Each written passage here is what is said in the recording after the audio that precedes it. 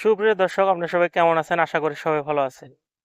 দর্শক, যারা ভিডিওটা দেখছেন, দুঃখের গল্প 95 ইউটিউব চ্যানেলের পক্ষ থেকে আপনাদেরকে সাদর আমন্ত্রণ জানিয়ে আজকের ভিডিওটা শুরু করছি।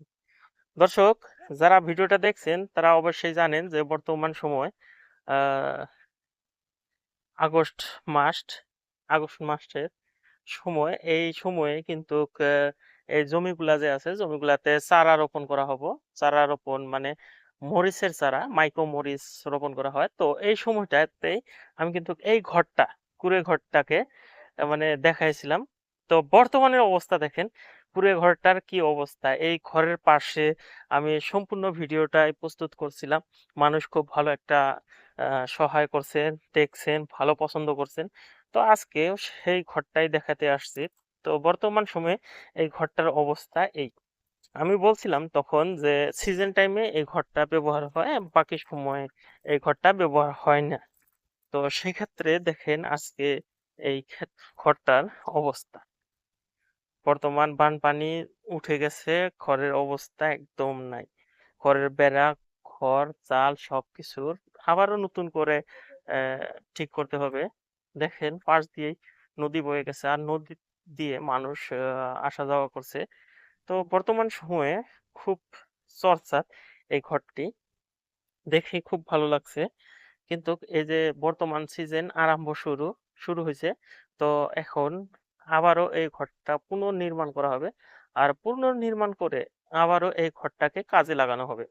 তো আমি যদি ভিডিওটা দূরের থেকে করি তাহলে ঘরটা ভালো বোঝা যাবে। দর্শক, আজকে এই যে চর এলাকাতে আসছি, চর এলাকাতে দেখাবো কি আছে না আছে, আর বর্তমানের চরে কেমন পরিস্থিতি, আহ, সবিশেষ আজকের এই ভিডিওতে আপনারা দেখতে পারবেন। তো আগে আমি ঘরটার নিয়ে কথা বলি। দেখেন, ঘরটা দূরের থেকে কত সুন্দর দেখা যাচ্ছে, কিন্তু অবস্থা নেই। ঘর ভেঙে অবস্থা একদম কাহিল হয়ে গেছে। কিছুদিনের ভিতরে মেরামতি করে আবারও সুন্দর করে তুলবে ঘরটি। যাই হোক দর্শক, এদিকে দেখলে বুঝতে পারবেন যে এই যে জমিগুলো আছে জমিগুলাতে কিন্তু আপনার ইয়ে করা হয়, মাইকো মরিচ, পাট চাষ, নানান ধরনের চাষাবাদ নিয়ে কাজ করা হয়। কিন্তু বর্তমানে দেখেন এই যে পানি দেওয়া হয়েছে, মানে মেডিসিন দেওয়া হয়েছে যাতে ঘাস না গজায়। আর এদিকে কোনো কাজ কাজ হয় নাই। কিছুদিনের ভিতরে, 1 মাসের ভিতরে এই জমিগুলো মাইকো মরিচের চারা, দেশীয় জাতের মরিচের, ঢেপা মরিচের চারা আহ রোপণ করা হবে।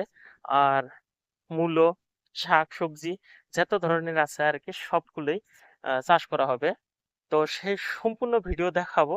যার জন্য আজকের ভিডিওতে আপনাদের যে চাষগুলি, সেই চাষগুলি দেখানোর জন্য আসছি। বর্তমান সময়ে ইতিমধ্যে কাজ চলে আরম্ভ করা হয়েছে, যে এই জমিগুলাতে যে চাষাবাদ করা হয় সেই চাষাবাদ গুলো এখনো করা হয়নি। সবে মাত্র ওষুধ বা মেডিসিন দিয়ে এই জমিগুলাতে আহ ঘাস যাতে না গাজে, অর্থাৎ আপনার মরিচ যখন রোপণ করা হয় তখন কিন্তু এই জমিগুলাতে মানে আপনার ঘাস প্রচুর জন্মে। আর সেই ঘাসগুলা যাতে না জন্মে সেই জন্যই এই মেডিসিন মারা হয়। এই দেখেন পাশেই যদি দেখেন মেডিসিন মারতেছে। আর সেই মেডিসিনের গাছগুলা, এই ঘাসগুলা সব মরে যাবে। আর মরার কারণে আপনার খেতে বা জমিতে যে আবাদ মৌসুম খুব সুন্দর হবে। দর্শক, যারা এই ভিডিওটা দেখছেন তারা অবশ্যই জানবেন যে মরিচ বা অন্য চাষাবাদ করলে ঘাস জন্মিলে কত কষ্ট হয়। সেই বিষয়টা কিন্তু আজকের ভিডিওতেই বুঝতে পারবেন যে কত কষ্টের জন্য এই যে মেডিসিন গুলা মারে। আর কথা হলো, এই যে এদিকে যে ঘরটি আমি বহুত দূরে এসে পড়ছি।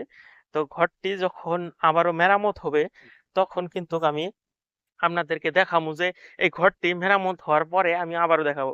আর আগে যে ভিডিওটা দিছিলাম, যে মেরামত থাকা অবস্থা কি সুন্দর আছিল ভিডিওটা, সেই ভিডিওটার সাথে কম্পেয়ার করে আপনাকে দেখাবো যে কেমন ঘর, তখন কেমন ছিল ঘরটা আর এখন কেমন ছিল।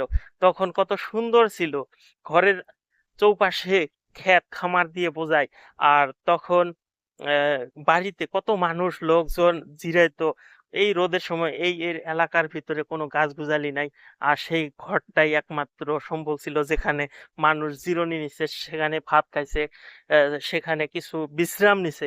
আর সেই ঘরটা পুরা সিজন শেষ হওয়ার পরে ঘরটাকে একদম অবহেলিত করে ধুয়ে যাওয়ার পর বর্তমানের অবস্থা দেখালাম, কিন্তু 1 মাস পরে এই ঘরের অবস্থা কি হয় দেখেন।